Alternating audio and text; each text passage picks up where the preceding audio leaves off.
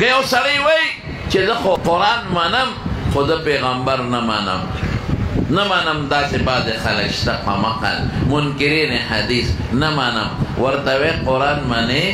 ابه وی او وی دا درته چا ویلي دي چې دا قرآن د خدای کتاب دی؟ دا لنډ تپوس دې وکړه، تا خدای لیدلی دی په خپله؟ نه. تا ته جبریل علیه السلام ویلی دي؟ نه. تا ته فرشتو ویلی دي؟ نه. دا راته چا ویلي چې قرآن د خدای کلام؟ صاحبه دغه مولیانو د مشرانو هغه ته چا ویلي دي؟ د هغې استادانو. هغې ته چا ویلي دي؟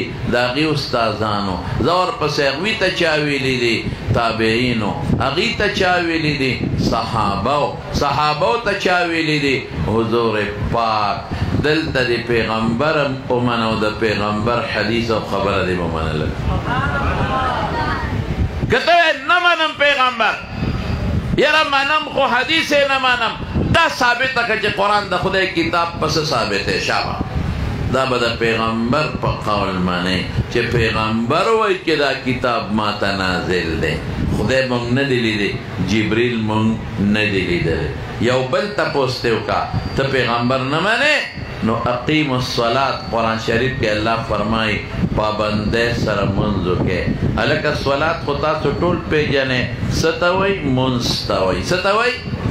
ښه نو د مونځ کې چې دا سار 2 رکعته دي او په یو رکعت کې 2 سجدې دي، یو پکې رکوع ده او په بعضې رکعتونو کې دا لومبی قید او دا دویمه قیده او دا رکوع ده او دا قومه ده او دا جلسه ده او دا سجدې دي. په دغه ترتیب دا 5 منځونه ما ته په قرآن شریف کې وښایه، نشته.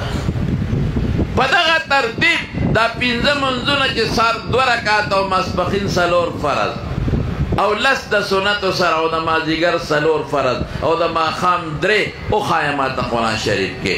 دا د اقیم الصلات دا معنا مونږ ته چا ښودلې ده؟ حضور پاک.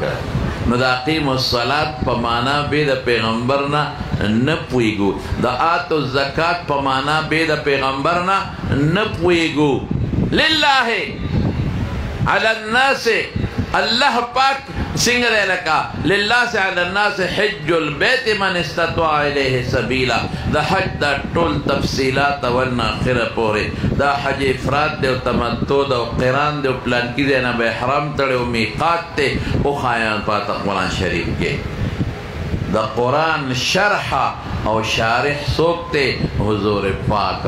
قرآن منې پیغمبر به منې، قرآن منی د پیغمبر خبره به منی، قرآن منی د پیغمبر حدیث به منی، قرآن منی د پیغمبر مبارک تابعداری به کې. او کته وې زه د پیغمبر تابعداری نه کوم، صرف د خدای تابعداری کوم، نو تا نه خدای لیدلی دی نه د جبریل لیدلی دی، د پیغمبر په خبره به پیژنې. نو پیغمبر مبارک ټول وایي صلی الله علیه وسلم سر کې به منې.